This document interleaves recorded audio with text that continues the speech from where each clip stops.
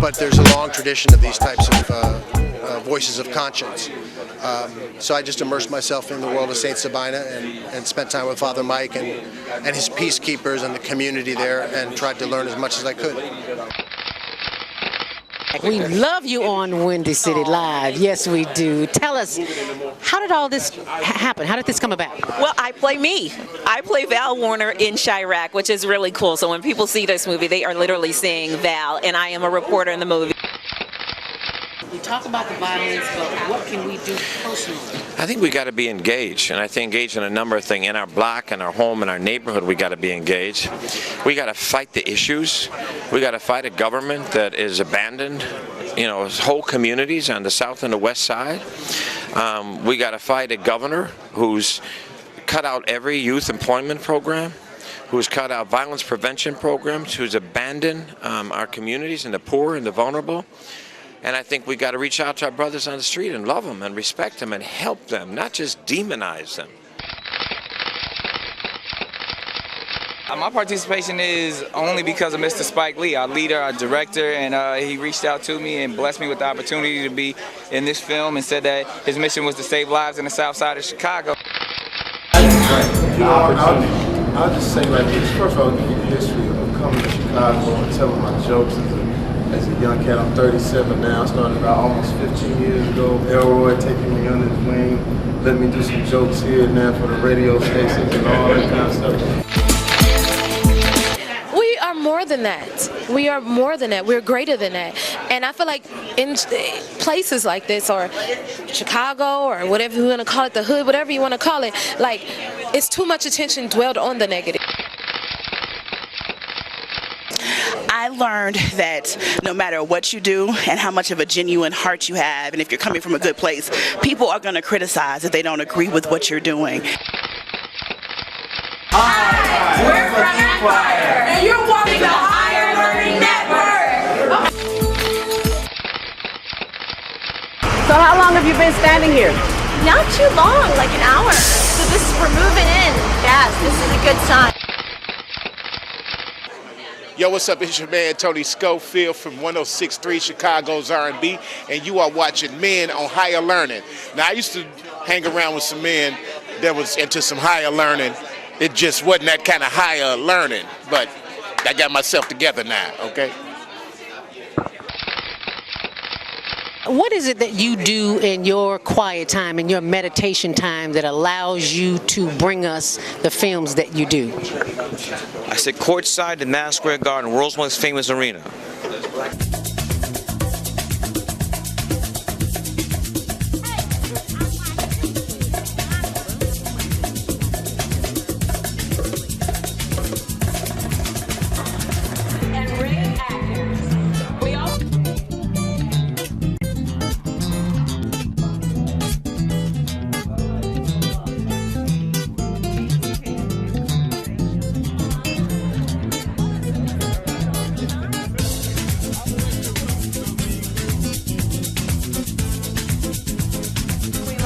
And you're watching CTV on the Higher Learning Network. Put your head right. Shalom, and thank you for joining us today here on the Higher Learning Network. I'm your host, Shalomith, also known as Zelda Robinson. Thank you for joining me and my lovely guest today, the one and only Chicago legend, playwright, and author, Miss Denise Jones, and her lovely mom sitting next to her. We're going to call her Miss Annie until you see the play. And then will you know some other things that you did not know. But thank you, ladies, for joining us here today on the Higher Learning Network. You're welcome. It is an honor and a privilege to have you here. There is a play running at the DuSable Museum that some of our viewers may or may not be aware of, and it's called A Diamond from the Rough. Who Said It Couldn't Be Done? A Diamond in the Rough. And this lady is not only an author, but she's a playwright. So Denise, what I'd like you to do is to tell our viewers a little something about yourself and how this all came to be. Well, growing up on Chicago's West Side from a dysfunctional home, and you know, as you grow up, you kind of I always wondered certain things that was happening, why were they happening to you? And I got tired of hearing people saying, Denise, you're never gonna be nothing. DJ, you're never gonna be nothing. And that thing just kind of lingered on along the way throughout my life. And I began to write the book, and it was because I wanted to know why was I the way that I were. Meaning doing drugs, sticking up, burglarizing, playing checks. At what age? Oh boy. I want to say when I started playing checks, I want to say maybe in my mid-teens when I started to do the checks. And where at on the west side? Over in Rockwell Garden, Madison, California, Jackson. Heart of the west side. Yes, Yeah. Definitely. Okay. Definitely. West side, the best side. That's what they say. That's what they say now.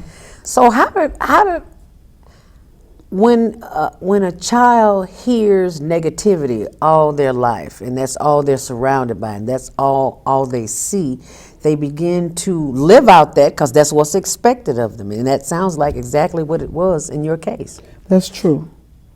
And it was more so of an environment. And as I reflect back, you know, just growing up on Keela and how I want to say the incest might have started, or more so the molestation might have started, and it started with my grandfather. Straddling me over his leg, bouncing me up and down, sticking his tongue in my mouth, fumbling on my private area.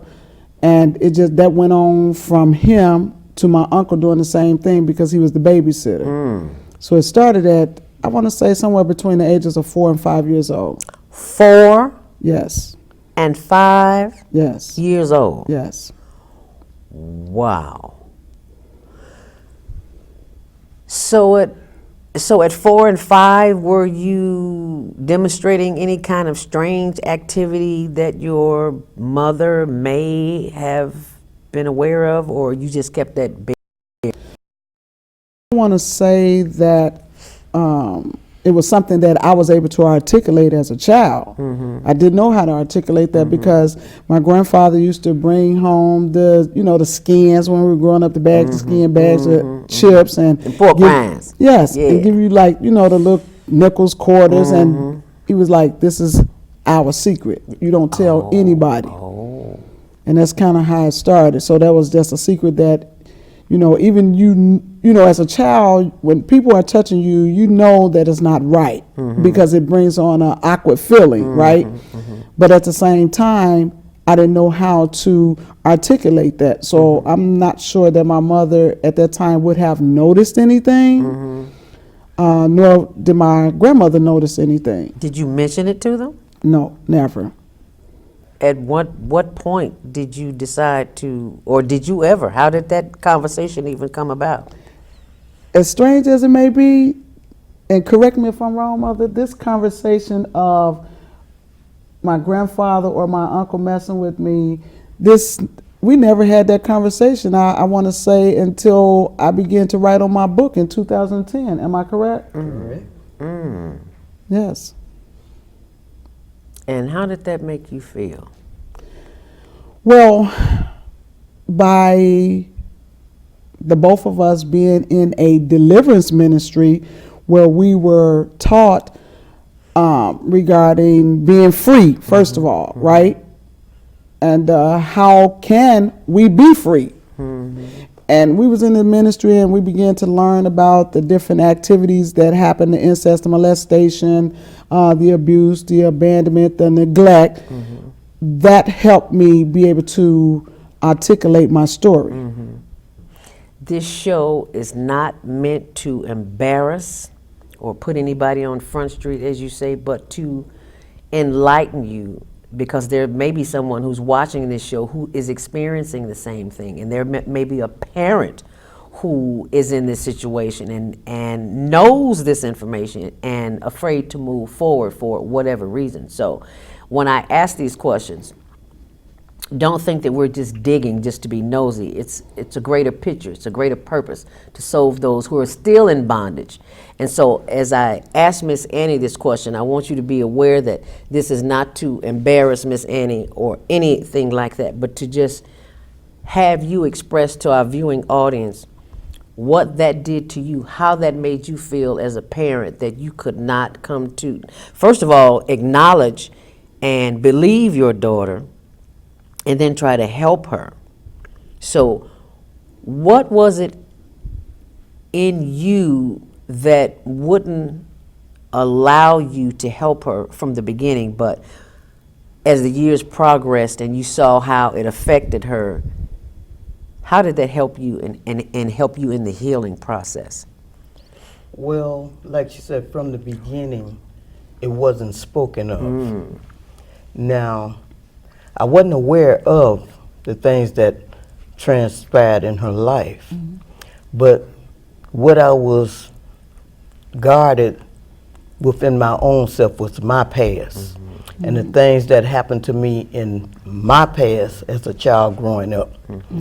And with Denise being my oldest, she would always want to go around to my sister's house and spend the night in Highover.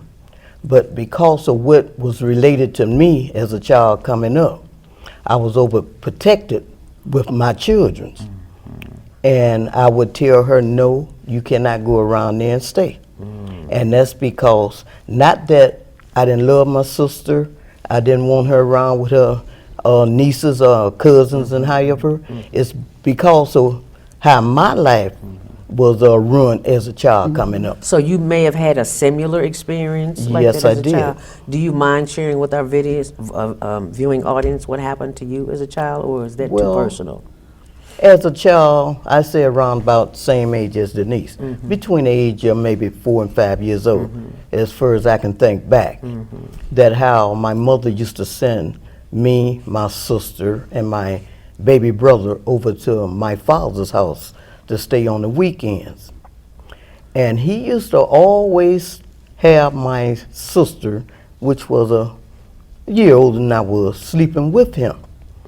And they would make a pallet on the floor, and me and my baby brother would be up on the bed. And I would wonder why all the time he would let my sister sleep with him and would never let me sleep with him. So as a child, 4 or 5 years old, I used to cry, and I said, why I can't sleep with you? Why Bob always got to sleep with you? So finally, one weekend, I went over there, me and the rest of sisters and brothers went over there. And this particular night, he had her and my brother to get in the bed, and he let me sleep down on the pallet with him. So by me being a child, like she said, didn't know what was going on, all I can feel as I was asleep, it woke me up, I feel them big hands going over my body.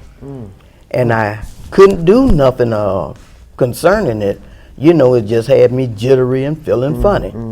So during the course of that, the next morning we got up, took our little showers and everything, and went home. I didn't tell my mother because I didn't know how to tell her. So, and that is where my life began to go off track. And when it took my life off track as I began to grow up, this is like saying when it came down to my daughter Denise, going to my sister's house, staying, and anywhere that I felt that you had men's involved, I didn't want my children to spend the night. I was always, and up to this day, I'm feeling a little bit relaxed in it because they are grown now. But with my grandchildren and however, that what you call it? That thought would always come to my mind because a child cannot articulate the way a teenager or however can, and we wasn't brought up to, hey, if someone do this or do that to you, tell mother, tell whoever, the parent or whatever, we wasn't raised up like that. Right. So, I mean, I lost out as a child growing up. Right. And I commend you for having the courage to be the mother that you are today, because you may not know it. Somebody's watching this program and you are making a difference in their life. Somebody's going to speak up today because you spoke up. So I applaud you for having the strength and the courage to speak your truth, to share your truth no matter how painful it may be. So I applaud you and I appreciate that. I appreciate from you you. having Thank me you. here. Thank you.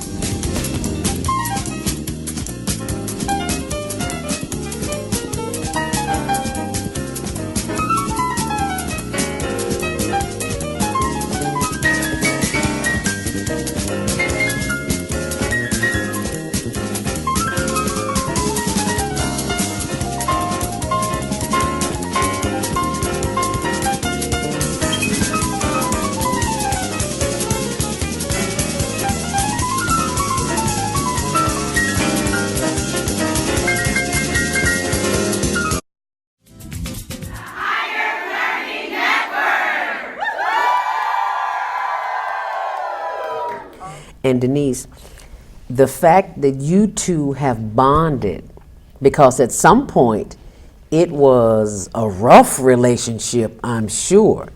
And during that time, explain to us, what was that like before you became the unit that you are today?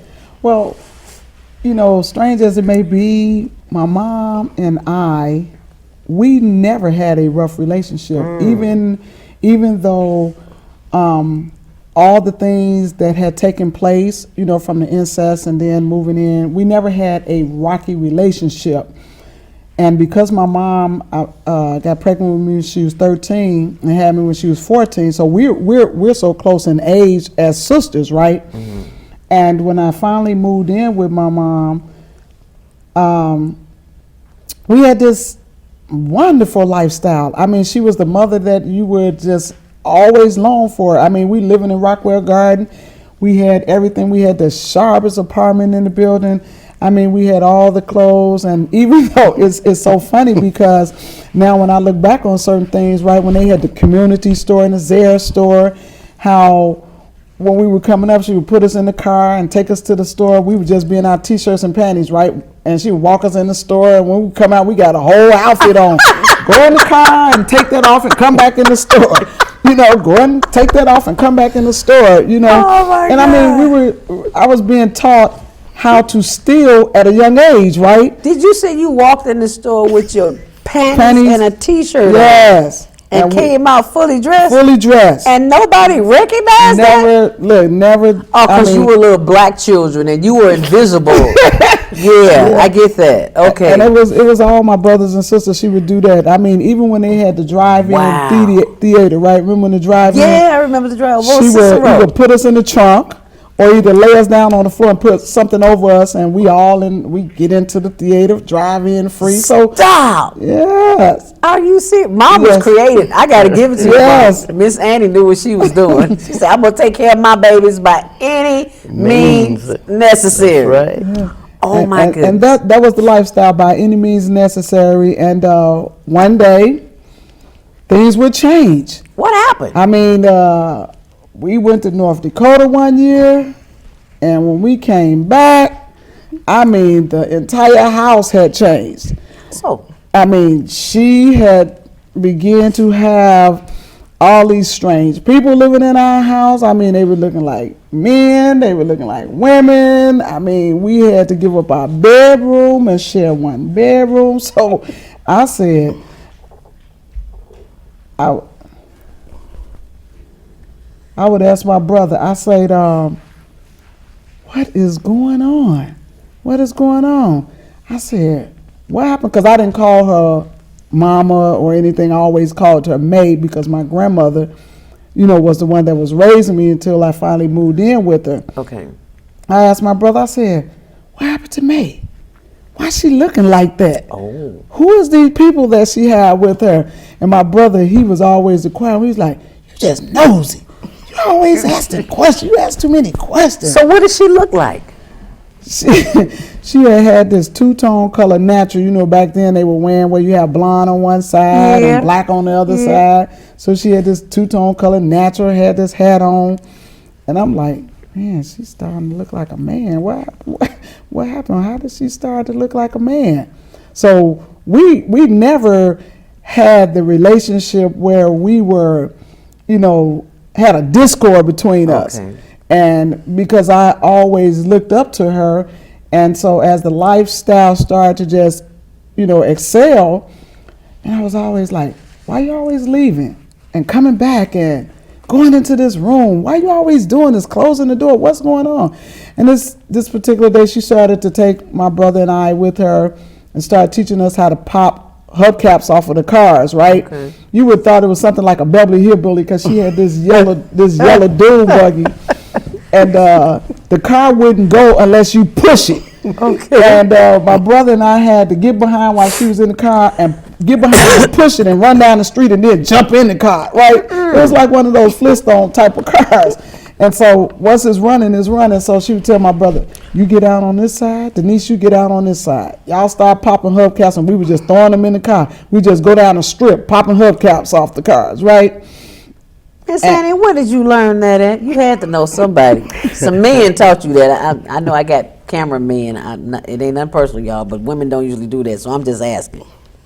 Did some men teach you that? Don't tell me. It's just something, you know, when you out there.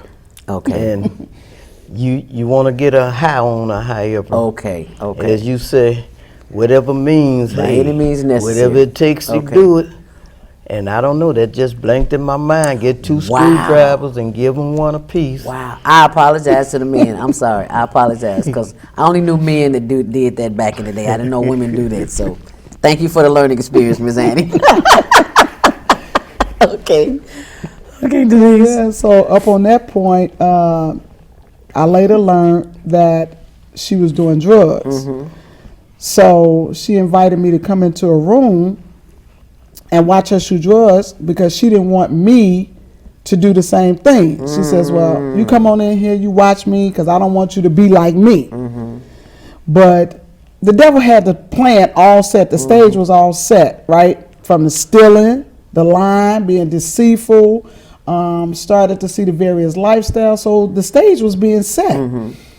And when she allowed me to see that, I said, okay.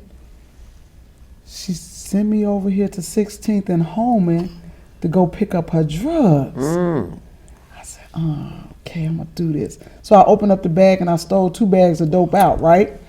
I said, so when I give her stuff, I'm gonna do like I'm planning this out. I'm gonna do like I saw her do. I was about the age of 12 years old. And whoa, you said you were how old? 12. Okay. 12 years old. And I said, okay, I know where she keep her needles at, up under the radiator. You know, she used to hide it up on the radiator, knock on the radiator, boom, boom, boom, and the needle and the top and the tie would fall down. I said, I'm in the bathroom, because she had this stuff hid all over the house. And I took out the needle and the top and I cooked up the dope. I did everything that I saw her do. You knew what to do just by watching her. Everything that I saw her do. How did you know what exact quantity to use without killing yourself? I did not, and that's the point that I'm making.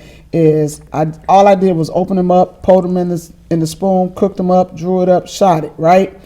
And when the dope began, the rush of it began to hit me, I just took off running, right? And I ran to the next building, telling the people what I had done. I said, I feel like I'm gonna die. I feel like I'm gonna die. And they was like, what did you do? And I told them, right? They was giving me milk and everything to bring me down. I was just throwing up every place, and all of a sudden, I stood up against a wall, and I began to slide down the wall, and I just squatted. And the first thought that came through my mind was, you just like your mother. You just like your mother. And the people say, you gonna be all right. I was like, okay, good. Now I'm connected with her friends. So I'm hanging with her friends, and because they were drug addicts. So I started to hang with her friends, and started to shoot the drugs. It was like a year later. Now, what kind of drugs were these? I was shooting heroin. Heroin. Yes. Okay. At 12. Yes. And you live to talk about it today. Listen, You God helping is truly. You helping somebody, Denise. You helping somebody. Listen. With your story. All I can say, you know, when I look back, I know that it's all God. I know that there's no goodness of my own. And I think about it so often because my mother would stay so high that I would be stealing her drugs. I mean, because she had so much drugs, she had so much money. At this point, you know, she had turned out to be a lesbian. She was more so bisexual, but she lived a dominating life, right? She was the aggressor. And so she had women that she was pimping. She had women that was laying in there, that was the madam, that was supposed to be taking care of us. So she was having money. She was having money, she was having drugs, she was selling drugs. So it was nothing to be able and to be able to supply my needs. Because there was an abundance of it. Yes. Go back for a second. You say you stayed high a long time. How long is a long time? Well, I can't say how long I stayed high, but I know that it lasts at that time. As you know, at 12 years old, you really not knowing, you thinking that this is a long time. And so I did. I stayed like that for a long time, and then, you know, throughout the day, you know, you still feeling that woozy because this was the first time that I had ever felt that. Is this like 2 hours, 4 hours, 8 hours, 12 hours? If we want to time it, we can say somewhere like 2 hours, but it had that linger. Okay. And is there something that you could do to make it stretch out during the course of the day so you wouldn't have to go back and shoot up again? As I continued to indulge in it, I learned how to continue to stretch out my high because I started to connect with people who were shooting teas and blues. I started to connect with people who was drinking syrup and dropping pills. So I just began to just gravitate to the various drugs that were being available. Okay, what's teas and blues? So teas and blues is parabenjamins and tall ones and prescription drugs. Yes. Okay. And you are seeing, did you see a change in her when she was using drugs? Did you see that same change in yourself, or did you see, because you said when you were sliding down the wall, you said the voice told you are just like your mama. Right, because at that time, when I saw her shoot drugs, she had OD. So seeing her go into the nod, and then boom, hit the floor, right? And I'm screaming, I'm calling for my brothers and my sisters to come help because now I'm thinking that she's dead.